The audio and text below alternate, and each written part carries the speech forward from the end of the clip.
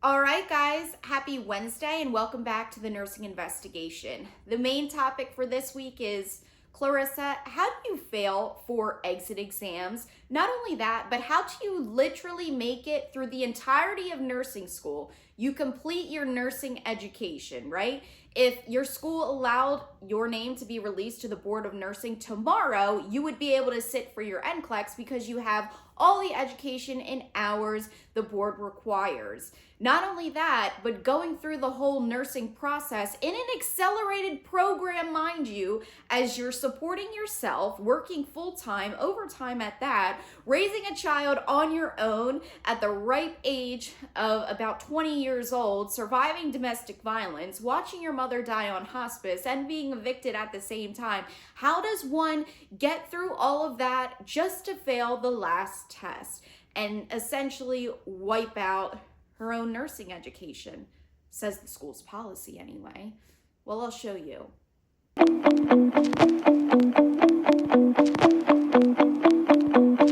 Here's the accountability. Am I a valedictorian? Am I an honor roll student? Absolutely not. And that's my fault. I probably needed an IEP, not my entire nursing education being erased. When I go into Jersey College School of Nursing and I present them with my high school transcript that they asked of me, and it clearly shows them that I had about a 2.1 GPA, they knew who I was walking into that school. My interpretation, my opinion is, don't accept students into your college if you're not going to let them leave your college, if you're going to essentially keep them in prison. Not that I'm physically being held against my will, but my education, I feel, most definitely is. I'm sorry, you accepted me into the school as a 2.1 GPA student, but you won't let me leave because I'm a 2.1 GPA student? Make it make sense. I could have a 2.1 GPA in the school throughout nursing school and still graduate because you just needed at least a C in each class to pass. And somebody told me this week, she's like, C's get degrees. That's okay, girl, you know? And I'm like, you're right, that is okay. Do what you need to do to pass and move on. It's perfectly fine. You want these students to come into your school with 2.1 GPAs, the minority of students, the poverty students, the single moms, the ones who qualify for the financial aid. It's fine. We'll accept you into our school. We want all that, right? Because chances are, in my opinion, what it looks like to me, most of them will fail out, or at the end, they're not even going to score high enough on our Predictor exam to even be allowed to take the NCLEX per our policy. So we get all of that money, we still get the notoriety, we essentially win-win either way. And for that one or two students that do make it through, that do pass the NCLEX, it's gonna be very low and less of a risk for us. That's how I see it. That's what it looks like. That's my opinion. And I don't feel that is fair. Combined with the fact that these tests were going to be timed, which I didn't even know, on top of everything else, combined with not having the right study material for each exit exam. For example, like ATI, they have their own study guides. They have their own prep to literally prep you for taking this high stakes Predictor exit exam. You know what I had? I had a trial on UWorld. I got to study through UWorld to take the hardest exam I will ever take in nursing school. And so I'm told it's way harder than the NCLEX even is, for a reason. On top of not being allowed to know which Predictor exam I was going to take. For example, there's a Kaplan exit exam, there's a HESI exit exam, there's an ATI exit exam, there's an NLN exit exam, and even in my school's case, their own made-up exit exam. Isn't that fun? Therefore, why was I getting study material for all of them? That would tell me which test I was taking. It would defeat the purpose of hiding which test I was taking until I walked in that room. And before you say, oh, well, that's kind of like the NCLEX, right? Because both are hard to study for and both are broad, they're functionally the same. NCLEX is regulated by the Board of Nursing. everyone's going to have the same, basically the same test bank, right? The same kind of questions. And it's fair across the board. When you take these exit exams, they are not regulated. Everybody could get a different version of the test, different questions. And then when you take the NCLEX, you know, when girls say, oh, well, it timed me out at 85 questions, it timed me out at 150. The NCLEX, from what I understand, you get your next question based off of your last question. So let's say you got a hard question, you got it wrong. It'll give you a lower level question. And as long as you are answering correct, even at the lower level type of questions, as long as you take, 150 of them and you get most of them right, you can pass. Even if you take your NCLEX and you time out at 85 questions because you answered most of the hardest ones right, that's fine. It goes off based off of your last answer, which I really think is cool how that works. When you take these exit exams, they're all going to be hard. Like, there is no leniency. Also, now knowing in the back of my head, this exam is the trajectory of my entire life. My education is literally on the line based on this exit exam. Imagine how much test anxiety that can cause for somebody. So those variables separately may not be peculiar, but I think when you put them all together, they most definitely are. And up to this point, I literally thought I failed these exit exams, and that's not true at all. I just didn't have an outstanding chance of passing the NCLEX the first time. But I actually had a higher probability of passing than not, and I was more likely to pass that NCLEX the first time than not. I just did not have the best probability like the policy wanted. These scores are not graded like your average final or test that you would take in nursing school. These are graded by your probability of passing. So when you see I got a 62 on the ATI, that's not like a test failure. This is exactly what it means. It was my probability of passing the NCLEX. Or you could look at it like this. For the HESI, for example, I got about a 700 both times. And this is the percentage of students who actually passed the NCLEX the first time with the same kind of score. So when you ask me, Clarissa, how do you fail the exit exam 4 times? Well, that's why. And then when you look at the contract, it says they want that highest number. They want those high numbers. I don't care if it's in the policy. I don't care if it's been acceptable until 2026. To say a predictor exam that isn't even required to sit for your license when you have everything else to sit for your license that the board requires, to say a student can't sit for their license because you're scared of somebody's gonna fail the first time, they might have to take it again, even though the board allows you to take it again. And if one person or 2 people or 3 people could crack the entire foundation of your nursing school by failing the NCLEX, is your foundation even strong anyway? Isn't that a structural issue with your program? Don't you want to look into your program? Because it's not completely the student's responsibility. I don't think any nursing student goes into nursing school saying, you know what, I'm just going to fail the NCLEX the first time. I really want to fail it. I don't want to go to work. I didn't do all this to go to work. Nobody does that. Every student is going to try their hardest to pass that NCLEX the first time. And I just don't think the responsibility should be solely placed on the students for a school's accreditation. And do I believe that both have some culpability? Definitely.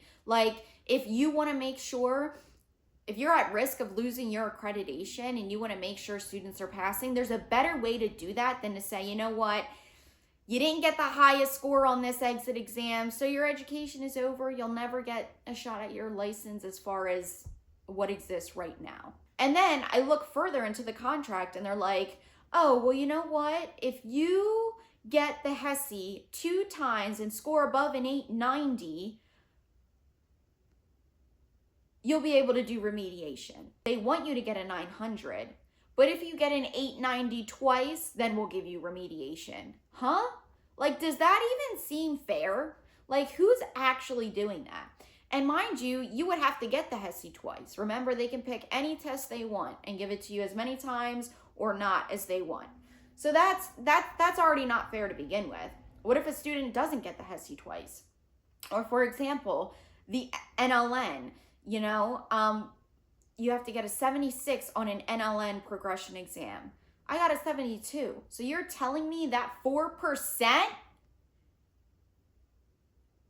What?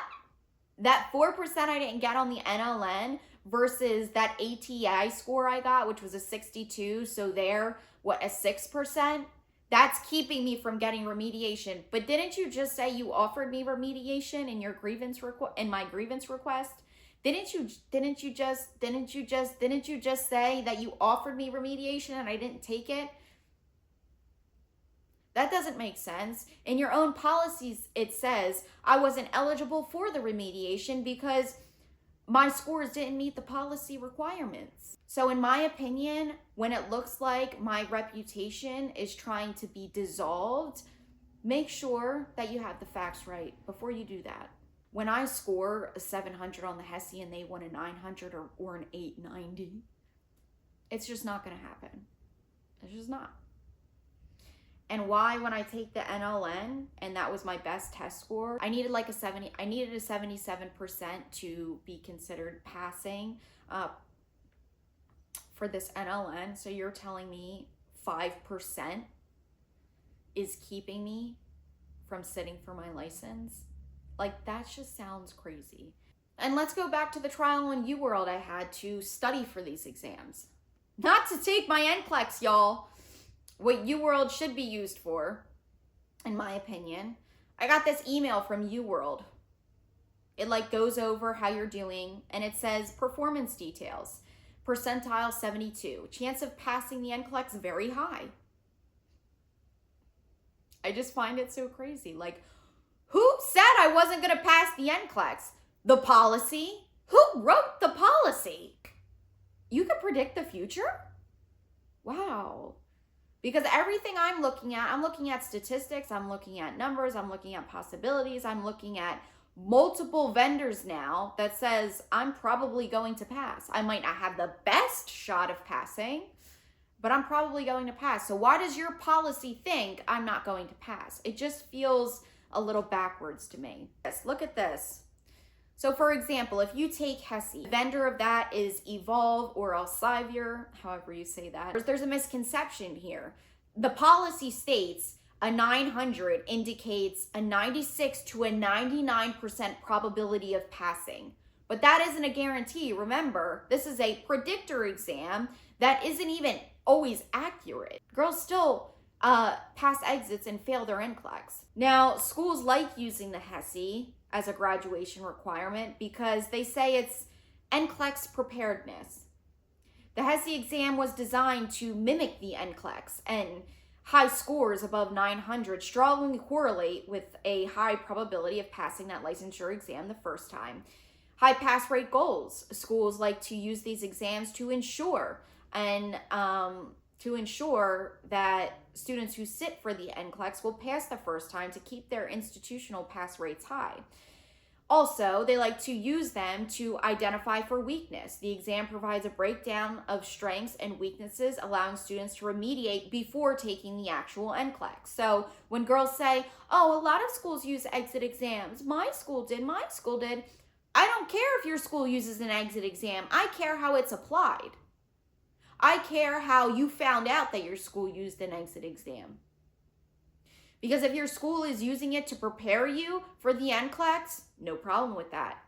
If your school is solely using it to keep their pass rates high, to keep their accreditation essentially, I have a problem with that. If they're using it to identify weaknesses and allow you to remediate, allow you to graduate, and they want you to take your NCLEX and they're preparing you to do so, no problem with that. I think the controversy comes in when you use these exit exams to prevent students from graduating. They've met all the other requirements, but this exit exam is preventing them from just sitting for their license. That's it. That's all it's doing. Also, to benefit the school by ensuring their pass rates stay as high as possible, in my opinion. As I further get into my research, there is a lot of legal concerns, and schools are being sued for these exit exams. I think it is legally questionable that you say somebody's entire nursing education can be erased over a predictor exam like the HESI, ATI, NLN, Kaplan, etc. You're telling me that predictor exam means more than somebody's entire completed nursing education? Not only that, but you can literally erase it all, or tell somebody, like in my situation, you have to repeat the program, but you're not going to receive credit for it. Think about that. They want me to repeat the nursing program, essentially doubling my credits, but not receiving credit for it, just to then take this exit exam again and hopefully I meet the policy's score so I can graduate to be able to sit for my license. Like, that just sounds ludicrous. Does that even make sense? And I don't care if people say, well, that's just how it is. And a lot of schools use exit exams. Yeah, a lot of people weren't allowed to drink at a certain water fountain years ago. And look what happened. Somebody stood up, spoke out, and changes were made. Women weren't allowed to work, vote, have a credit card. And now look, somebody stood up and changes were made. So maybe it's about time changes be made. Because a nursing shortage, is there really a nursing shortage? Is there? What if we had all these nurses that were gatekept from taking their licensing exam, allowed to be able to take their license? And we could accurately see how good schools really are, because the accreditation to me would be accurate. The NCLEX pass rate numbers would be accurate, because you're letting those students who completed nursing school take their NCLEX. I think there's a lack of correlation with clinical skills as well, because just because you can pass a predictor exam does not mean you're ready to be a nurse. Like, I don't know any nurse right out of nursing school that's literally ready to be a nurse. Like, you have to gain experience, you have to be taught. You know, there's just so many variables like those clinical skills that aren't counted for on that predictor exam. Like, how can you say a predictor exam that isn't even required by the Board of Nursing, like anatomy is, like physiology is, like pharmacology is, can keep somebody from sitting for their license? It's just like, if that makes sense to you, I'm just highly concerned. And to say remediation over denial, only if you get an 890 out of 900 out of what the policy requires, you can only have remediation then. And then maybe take the exit exam again, get another shot, or go sit for your license because you scored very close to what our policy requires. Like, so you're giving some students the chance to sit for their NCLEX, but others not, based on a 10-point difference? I don't know.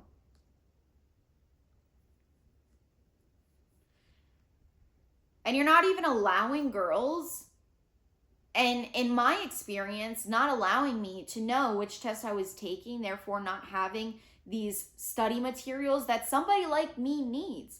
I need that. Everything needed for school should be included in the tuition. Everything you need to graduate should be included in that tuition. That's my opinion. When do you ever go to school and they're like, oh, you have to pay for this book and this class and this and this? All that should be discussed at the beginning. What was not relayed to me is how many out-of-pocket fees there would be to even study for these exams. Remember, I don't know which exit exam I'm taking, so you're telling me I may have to pay. Let's see. If I'm taking Evolve is HESI. If I'm taking a HESI exam, I'm going to have to buy this book for $43, for $51, and so on.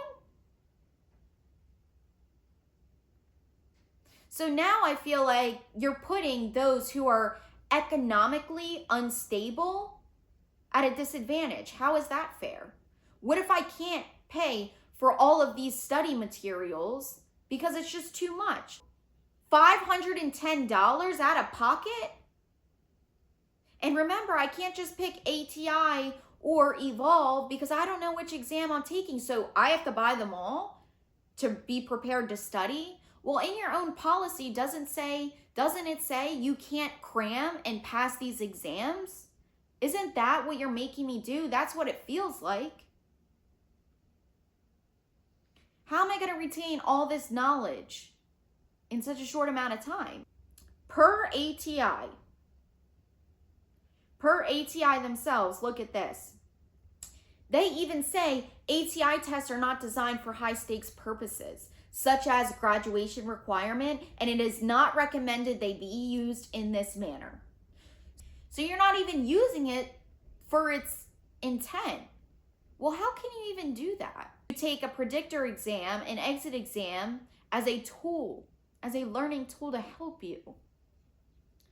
Shouldn't be used as a gatekeeper to keep you from getting your license when you've completed all the other requirements. And then further it says, under no circumstances is it recommended that the comprehensive predictor be used as a sole criteria for graduation or any other high stakes decision. A test is considered a sole criteria if failure is possible based on the test performance, regardless of how the student performs on other measures. Again, the maker of this exam is literally saying it should not be used in the way you're using it. That's what it looks like to me. How is that fair? Listen to this. Get this. ATI says, to the degree that a test contains material that students have not been taught, there is error or noise in the test scores. All of the scores reported on the comprehensive predictor, aka the probability of passing NCLEX RN, for example, percentile ranks, are based on the assumption that students taking the test have had a fair chance to learn the content. How have I had a fair chance to learn the content when you're not even telling me which exam I'm going to take? Therefore, I can't even get the complete study guides for these materials, A, because it's too expensive, and B, because I don't even know if this is the exam I'll be taking. You want me to spend $500 to a couple hundred, maybe even $1,000 on studying for this in such a short amount of time?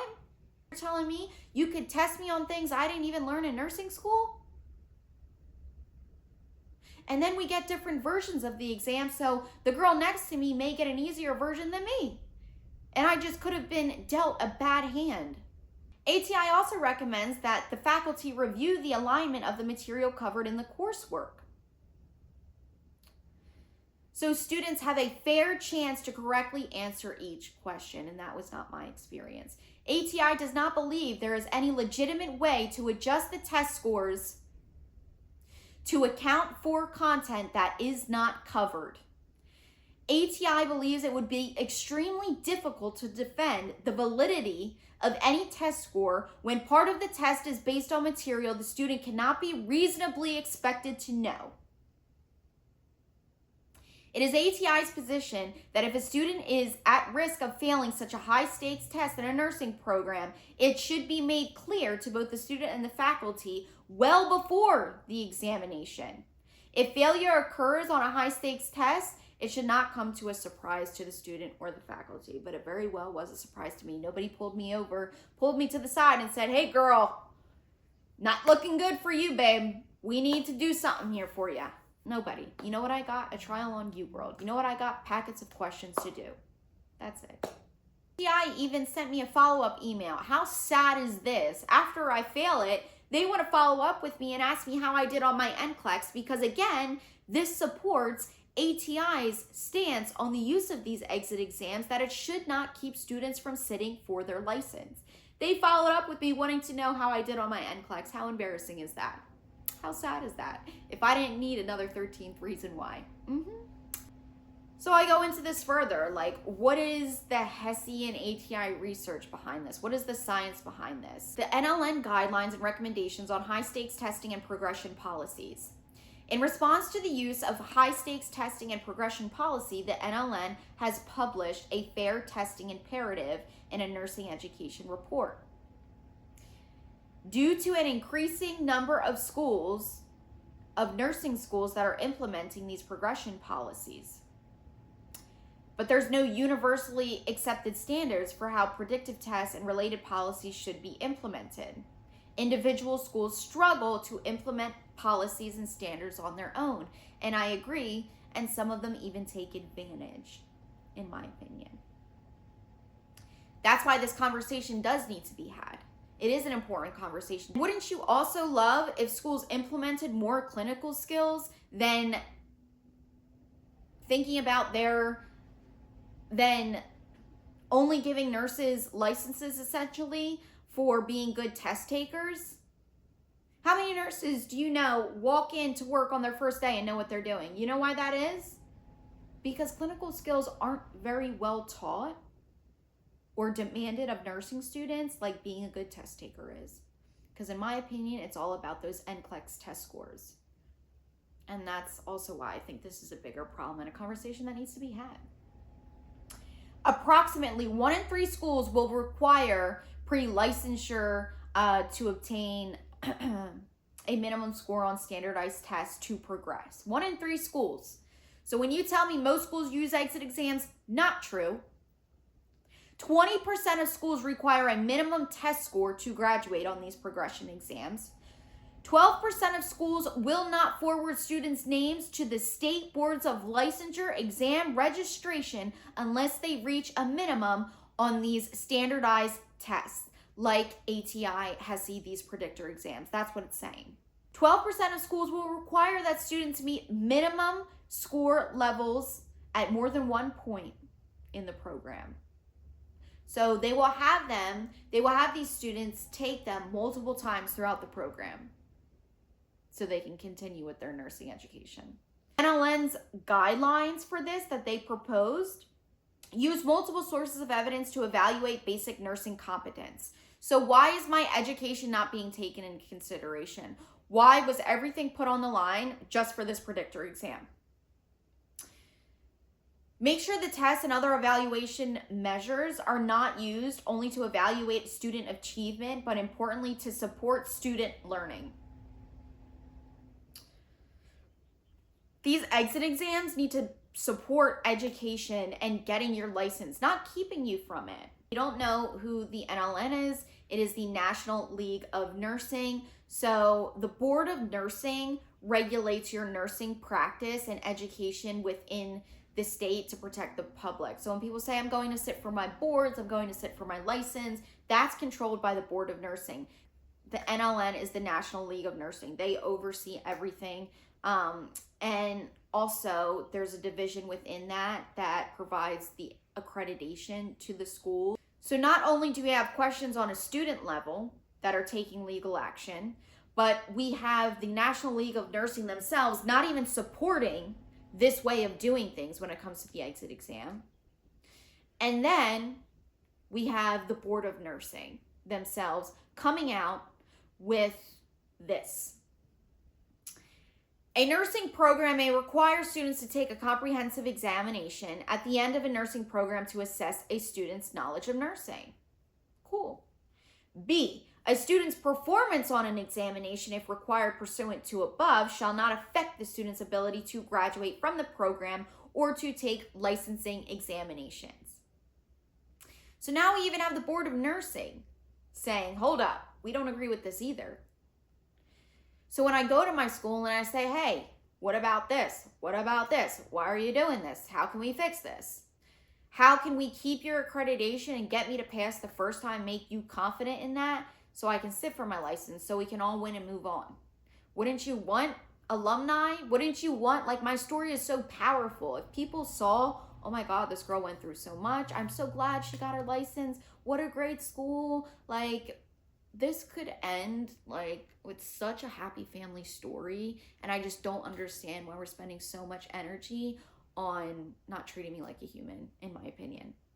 Some questions and comments from the week. Lex Nunn 0721 says, I was a C student, sat for the NCLEX, passed first try and 85 questions. Our top classmate took it a few times, ... Thank you for that. That gives me hope. That makes me smile. That is the reality. Melissa Root says, nursing director of 7 years and educator of 9. Never heard of this before. At any schools I worked with, earned credits can't be disappeared. We have zero control over who takes the NCLEX after graduation. Only way you wouldn't be testing is if you failed a course at the end of the program. I have already showed you guys I did not fail any course, and my graduation was withdrawn from me because of this exit exam. Therefore, I cannot sit for my boards, and the school is preventing me from doing so by keeping that withdrawal on my transcript and ultimately just not releasing my name to the Board of Nursing saying I've done everything I needed to. So as long as they withdraw that diploma from me, there technically is no graduation date. Technically it has vanished, or per policy never happened, but did it? Esther Babushka says, we have 100% NCLEX pass rate on the first try is a red flag, and I totally agree with you. The exit exam is harder than the NCLEX for a reason, says Layla Jasmine. Morgan Barge says, what's even the point of taking classes if they won't allow you to take the boards? That's literally part of the reason why I filed a lawsuit. What was the point? Lindsay says, I was a C's get degrees type and I was barely hanging on and I was never told I couldn't sit immediately. This is so weird of them. Passed in 85 questions first try and I knew I did when I walked out. I love that for you, Lindsay. I'm so glad you were able to take your NCLEX. That actually makes me really happy for you.